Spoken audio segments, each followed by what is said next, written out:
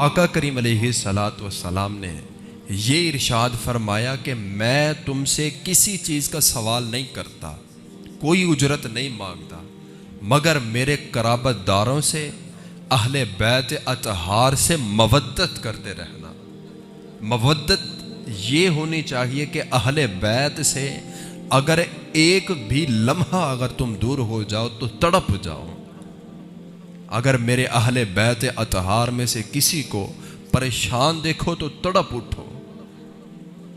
میں یہ سوال کرتا ہوں، اور جنہوں نے کربلا کی سرزمین پر اہل بیت اطہار کے اوپر ظلم کیے ان کے ساتھ کیا ہوگا؟ حالانکہ ادھر بھی نماز، ادھر بھی پگڑ تھے، داڑھی تھی، سب کچھ تھا، ادھر بھی ہے تھا۔ ادھر کثیر تھے، ادھر قلیل تھے۔ ہم اس بات کو نہیں مانتے کہ جناب جس کے پاس بہت زیادہ بندے ہوں اور وہ جس طرح کی مرضی بات کرے ہم اس پہ عمل کر لیں،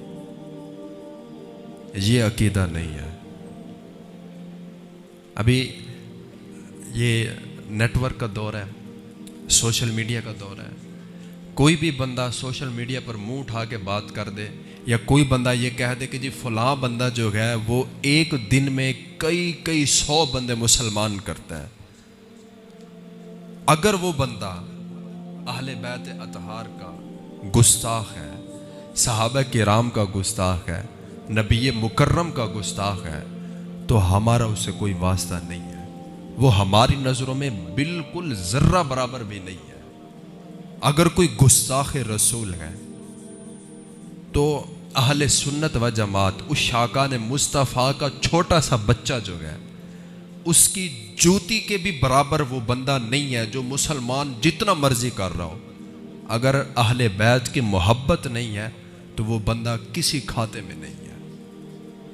عقیدہ یہ ہے کہ اہل بیت کے ساتھ محبت، صحابہ کرام کے ساتھ محبت، انبیاء کرام کا ادب اور احترام، یہ عقیدہ ہے۔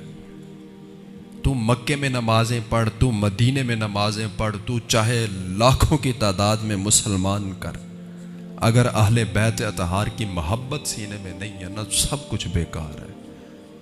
اگر تو صحابہ کرام کا گستاخ ہے تو سب کچھ بیکار ہے۔ اگر تو نبی مکرم کا گستاخ ہے تو سب کچھ بیکار ہے، کوئی چیز بھی کام آنے والی نہیں ہے۔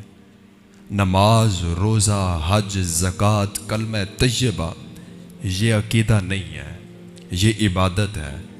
اور عبادت جب قبول ہوگی کہ عقیدہ صحیح ہونا چاہیے۔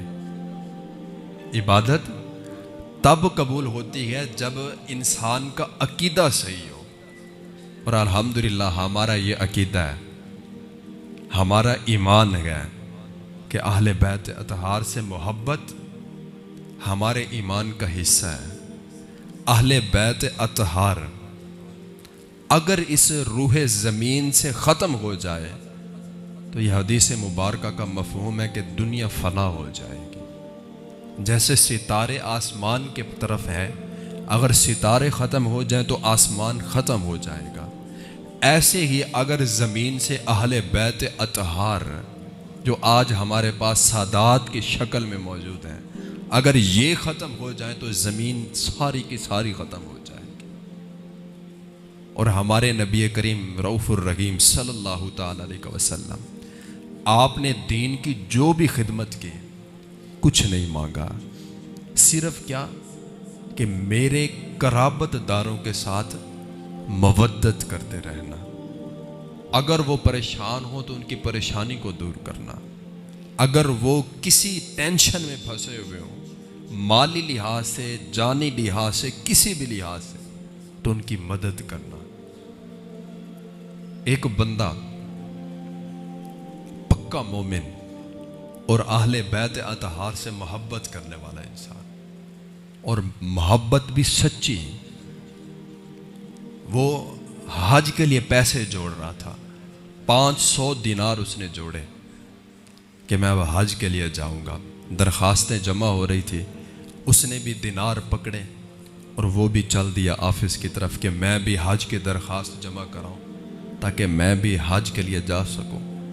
اب وہ بندہ مومن جب گھر سے نکلا تو راستے میں ایک سید زادی آ گئی اور صرف اتنا بولا کہ اللہ کے نیک بندے، سید زادی ہوں، 4 دن سے فاقہ ہے، 4 دن سے کچھ نہیں کھایا، کیا ہماری کچھ مدد کر سکتے ہو؟ میرے بچے بھی گئے۔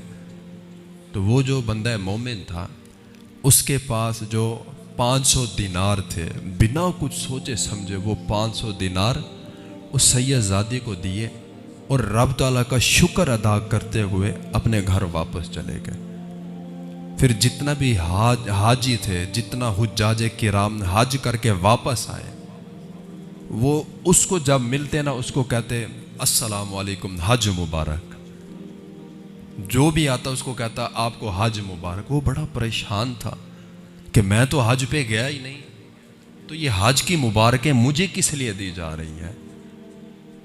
تو پھر خواب میں دیکھا کہ اس کو بتایا گیا کہ جب تو نے سید زادی کی خدمت میں 500 دینار پیش کیے تو رب تعالیٰ کو تیرا یہ ہدیہ پیش کرنا اتنا پسند آیا کہ رب تعالیٰ نے تیری شکل میں ایک فرشتہ مقرر فرمایا ہے جو ہر سال تیری طرف سے حج کرتا رہے گا۔ یہ اہل بیت سے محبت کا صلہ ہے، یہ اہل بیت سے مودت کا صلہ ہے، اور اہل بیت سے محبت، اہل بیت سے مودت اور ان کا ادب و احترام یہ ہمارے ایمان کا حصہ ہے۔ اگر محبت اہل بیت نہیں ہے تو کچھ بھی نہیں ہے۔ قیامت والے دن یہ اہل بیت اطہار کی محبت کا دامن تھامے ہوئے ہم جنت میں جائیں گے، وگرنہ ہمیں راستہ بھی نہیں ملنا۔